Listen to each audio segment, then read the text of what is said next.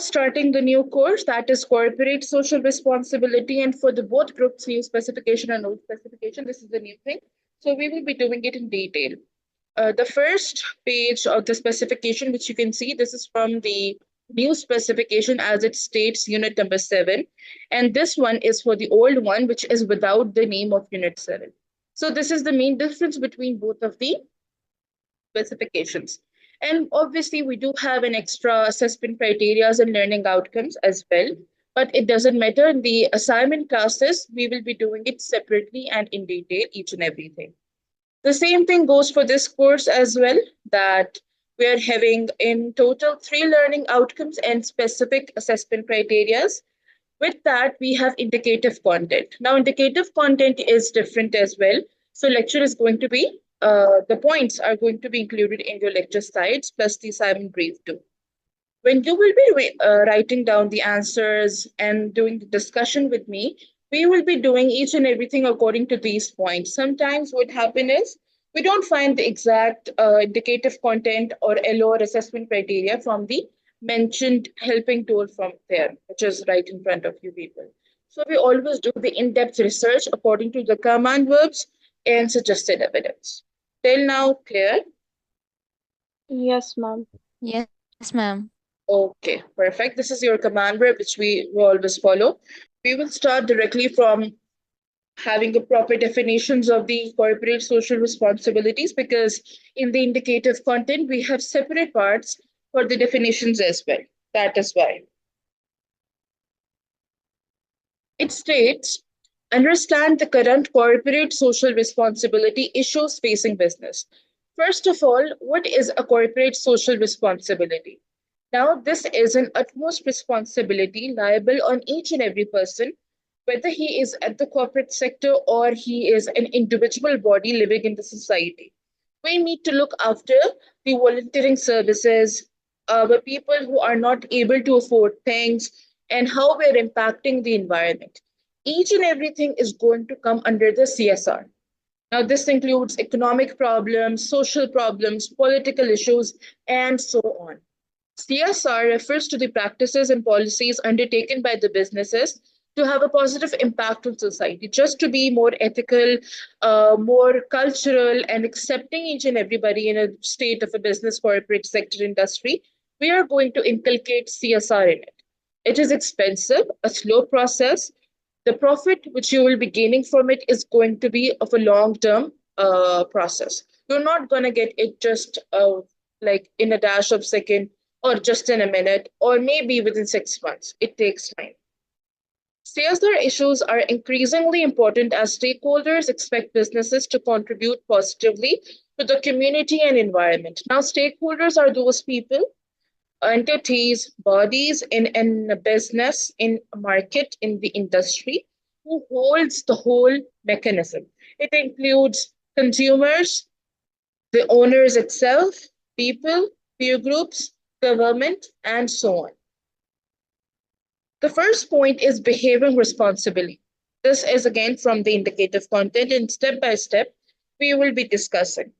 CSR involves businesses conducting their operations in an ethical and accountable manner.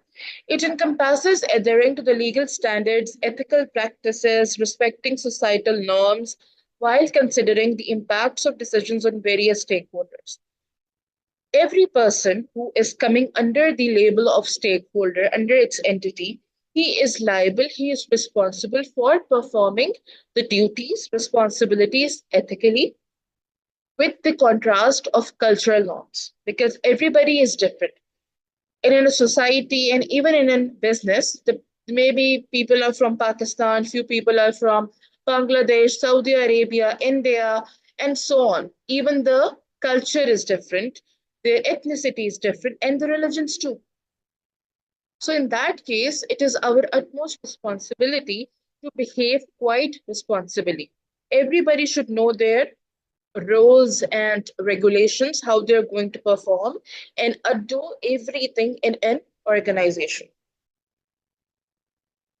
Integrating social and environmental concerns in the business. Integration is amalgamation, and amalgamation is interconnectedness of two entities or two bodies. Here we are going to discuss society and all right. CSR requires businesses to incorporate social and environmental considerations into their core strategies and operations. It involves the making decisions that minimizes the negative impacts and maximizes the positive contribution to the society and the environment. Now, why we are talking about the amalgamation of both bodies? Because ultimately it helps to curb up the negative, the disadvantages, the externalities, negative externalities in a society, in an environment, and in a business. And for that, we need to do good things more and more. And we need to take the decisions as well accordingly.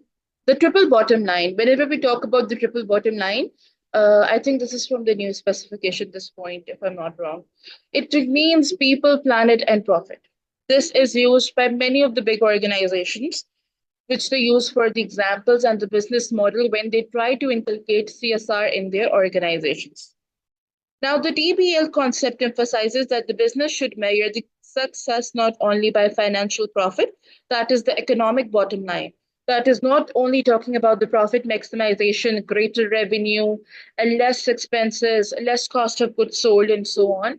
We are going to take the consideration of the other factors as well, but also by their impact on people. People, that is the social bottom line. Because we are talking about the triple bottom line, specifically, these things matter as well. And the planet, that is environmental bottom line. So, in total, the triple bottom line is under 3 points, which is economic bottom line, social, and environmental. Now, the TBL encourages a holistic approach to the business performance evaluation. Whenever we want to evaluate a business, its performance, that whether it was good or not from the previous year, because the comparisons and the trends are always done through the previous years with the help of it.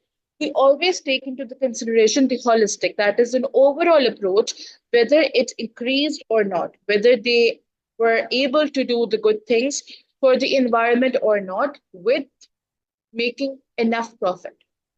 This is because the best and ultimate goal of a good businesses, of big corporate sections. Then we have contributing to the better society. Now, everybody is responsible for the contribution in the better society, right?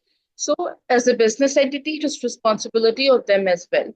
CSR entails actively participating in initiatives that promote societal well-being. This includes engaging in the philanthropic activities, community development projects, and supporting the social causes to enhance the quality of life in communities they operate in. Every community is different from another one because of the ethnicity, race, and culture, and even the religion as well. For that causes, what it means, we as an individual person or entity, we have to contribute into the society solely as an individual.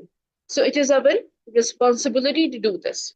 We could do the volunteering services, we can participate in the NGOs, we can do food drives, many things. Supporting the local businesses helps stimulate the local economy by keeping the money within the community.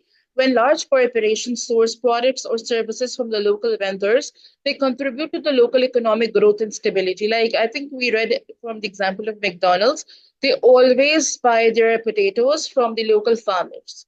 They have their deal with them. Why is that so? First of all, their cost is reduced. They're not buying an expensive product. First, they are organic. Secondly, the product is organic. And thirdly, they are helping their own economy, the local vendors. They're giving it the product in the cheap accommodation and the prices. And secondly, they are dealing with a good profit maximization too. So everybody is happy at its own place. Supporting the developing countries. I think these points from local, developing, and fair trade, these are from your new specification. Yeah. Business can play a critical role in the economic development of developing countries by creating jobs, improving infrastructure, and providing access to the new technologies and training. Why developing countries and its supports and its sustainability matters? Because when they are underdeveloping or either within the period of developing, one day they will be developed. And that's true. Like China, America, Canada, they were first developing economies. Now they are considered as developed economies, even the Japan as well. So How it's possible? Because they work on different things. First, they are providing with the jobs, with the good education system. International education is quite, you can say, a good relief on its economy of their country. Why? Because their own people, they're getting the benefits and funds and everything. At the age of 16 and 18, they are liable to do the work as well. It's not a mandation that they need to work, but the people who are from the developing nations or from the underdeveloped nations, they always thrive to study in the other countries because they are giving a low, what do we call that, quality life. And that is what important. Everybody is requiring that a good money, a good quality lifestyle, and a better standards. Fair trade ensures that producers in developing countries are paid fair prices for their products. This addresses issues of exploitation and promotes sustainable farming and production practices. Fair trade, why it is important? Because it is very easy to exploit the locals, the local businesses, the people who are not enough liable to compete with the competitors or even the large or multinational. That is the reason, if you could use your brain at this moment, the McDonald's, why they are relying their potato supply from the local farmers, because they cannot argue with you. They literally cannot argue with you. They cannot trash you up in the courts for not paying them on time, getting payments, and so on. Because one day they will be getting their money, but they are giving the supply on the daily or monthly basis to you people. So that is the main thing why people in the corporations, in the societies, and in the economic forums, they always say that try to be fair in the trade. This is the other reason as well why there are blockchains and different, the Brexit Society and the different things are formed due to these things, because when you are under the privilege of different countries amalgamating together and working in the boundaries which you have set by your own self, then it helps in fair trade, profit maximization, and the boosting in the employment as well. Voluntary nature. While some CSR practices are driven by the regulations, that is, rules and law, you need to do it no matter what. Like in the universities, in the I think the third and fourth semester, you need to complete your CSR hours, no matter what. That is corporate social responsibility hours. In that you are supposed to plant trees. Then what I did was donated clothes, baked, students studied for a few months in Saidpur village in Islamabad. This is how we do things. Business voluntary engage in the CSR activities to align with their values, foster positive relationships with the stakeholders, and contribute positively to the society and the environment. And ultimately, each and every person who is in the business, whether he is even a layman or a frontline manager or even a cleaner as well, they are responsible for the voluntary practices, for the CSR practices. That's it. Ma'am, can you So, explain it once again? Explain it once again. The voluntary nature once again. yeah. Voluntary nature is, if I go ahead in breaking it more simple ways, it means to be volunteering by your own self to work for the betterment of the society. It could be any person, it could be an individual, it could be a worker in a society, in an organization, or even a simple cleaner as well. Everybody is going to work for a good initiatives for the businesses, which is related to the CSR, and we are ultimately doing voluntary services, giving yourself for free for good cause. And good cause means only for the betterment of the society. It doesn't mean something we're gonna go into the negative firms or like how the satanism is going on. We are not gonna do that. It is just by planting trees or making someone fed by the food, giving them clothes, clean clothes, making someone giving the services of a salon, like that. We can do that. Everybody can do that. For the people who are underprivileged, who cannot afford. Clear? Yes, ma'am, now clear. Now we will be doing assessment criteria 1.1. That is, there are two command verbs due to the new and old specification. Explain the regulatory framework for CSR means you're going to talk everything in depth. And when there is about command verb analyze, you're going to talk about negative, positive aspects, then the importance as well.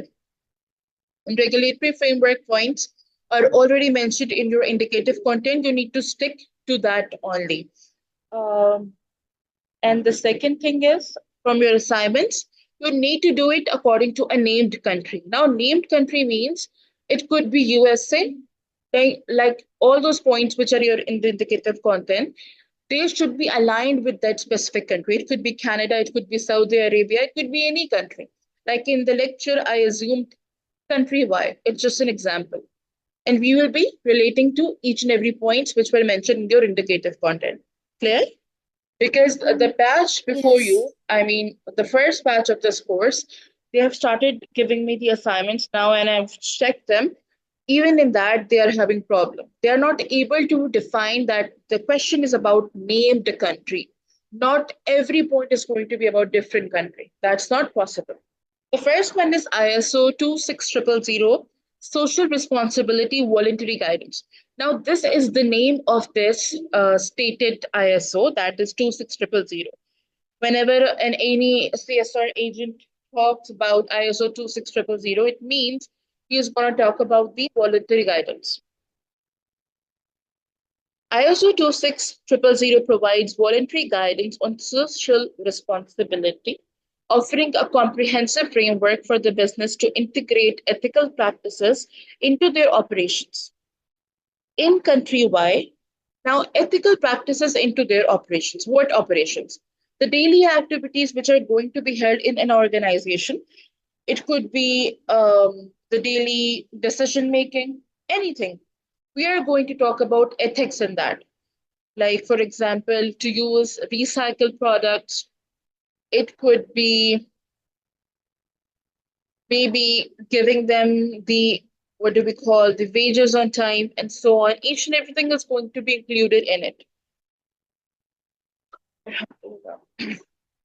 In country Y, business can voluntarily align their CSR efforts with the principles outlined in ISO 26000. While not legally binding, adherence to ISO 26000 demonstrates a commitment to responsible business practices and contributes to behaving responsibly and integrating social and environmental concerns in the business. If you could relate back to the earlier slides, we did the definitions of both, right? Behaving responsibly and the integration of both the entities. Do you remember it? Yes, ma'am. Now, just by using those 2 points, they were able to make ISO 26000. Is this point clear to you people? Yes, Okay, ma'am. well, Ma'am, can you please explain Ma'am. it once again? It's No, ma'am, it's not a bit clear at all. Yes, ma'am. We need an explanation. all right. ISO 26000 is based on 2 points, that is behaving responsibly and integration of the social and environmental concerns in the business. When we amalgamate both of these points, which are the issues in CSR, when we're going to inculcate that in the CSR efforts, this means it is completing the whole this standard, that is ISO 26000. This is abide by every organizations which are in the business organizations. It is compulsory when we need to provide voluntary services to the people in the society from the business. We need to involve each and everybody to use ISO 26000. Is it clear now? So, ma'am, basically, it is a framework that every organization, the ISO 26000, every organization is going through with it Yeah, the for one the who's going to social use the responsibility. CSR only. Okay, only for Yeah. the CSR. Yes, Okay. only for the CSR because it is an amendation to give, whenever you involve CSR in a business, this means you're giving voluntary services in different terms and conditions. Yeah. So only those Okay. people or those organizations or even the community are going to use this stated standard, which are using the CSR. Only those people. It could be Okay, used ma'am. by individuals too. Okay. Yeah. And we cannot like literally change them because this is the thing which is by law. No matter what, you cannot change things. Like in the accounts, we have specific accounting terminologies, and no matter what, you cannot change it. Hmm. So it's Okay, like, yeah. all Yes, right. yes. Number two is about environmental protection. Now, from these points, you can even relate back to the problems which are for the society relating to the CSR. First, it was a stated standard ISO 26000. Then it is about environmental protection. Why we are using CSR, or we want to promote CSR in the business to you people as a consumer, because we need to protect the environment as well. For example, country-wise environmental regulation encompass laws aimed at minimizing negative impacts on the environment. That is what is the prior definition of environmental protection is. You want to deplete the negative impacts which are coming on it, the externalities. These regulations may include emission standards, that is the wastage. Emissions are the gases which we produce from different services which we give in the businesses, like catalyst inverter, and what do we have? The CO2 production as well. Waste management requirements and conservation measures by using solar systems or wind energy and so on, windmills. By complying with environmental protection laws, business contribute to the well-being of the planet. The triple bottom line one, if you remember people, planet, and profit, you need to add that point in this specific point, that is protection one, and align with the principle of integrating social and environmental concerns. Now, why these points are getting discussed again and again? Because from those points, these things were able to be formed. Whenever we use these things, like for example, environmental protection in a business, this product is saved and tested and perfectly fine for the people who are abide in a society living in rural area or urban area. There are certain products. For that, they have already tested the triple bottom line on it, and the second point, the integration of both the entities. Clear? Yes, ma'am. Then we have number three, health and safety legislation. Now, just by reading the heading, you could have one point in your mind that the people who are working in the coal mines, the coal workers, they are not having proper gears or not the proper safety measures which are for these people. They are working just for the sake of money, and no proper health and safety measurements are given to them. Even the people who are in the measuring, not the measuring society, in the developing nations, because they are already living in a middle class and lower middle class. They're hardly striving just to meet the basic entities of the day. So, how do you think that they are going to follow rules and regulations for the health and safety? Like, I want to highlight one more issue as well. In Pakistan, I don't know about other countries, there are certain hospitals which are using only one syringe, the injection, for each and every patient. And these literal practices are done in the government hospitals because there is no law already in the country. Everybody is doing what they want to do. So this is against the health and safety law. That is a legislation. Now, do you get these things that what all these things are about? Environmental protection, laws, and stuff and stuff. Yes, ma'am. That's true. Yeah. Because some places are there like which is they're not following the safetiness, even especially if you talk about, ma'am, for some maybe public, even some private hospitals as well in some other countries who are not following those type of like they're not following any safety precautions or anything like that. Exactly. Even in the COVID, I remember Hmm. the mask which we used to wear on the face, Yes. we are used to dispose that of, right? These are disposable masks, the one which we use for in the hospitals and going on for any grocery or any shopping. When we used to Hmm. do it after a certain privilege of the lockdown, people used to wash it and use that again. Can you believe it?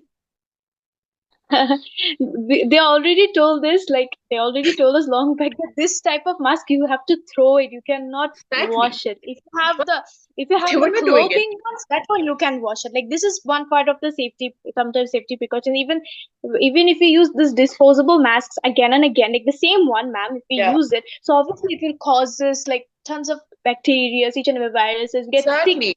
and everything. Yeah, dust allergies as well because dust gets stuck in there too. But people rarely understand these things. So that is against the health and safety legislation. So it is very important to include the CSR first in the organization, then talk about these things.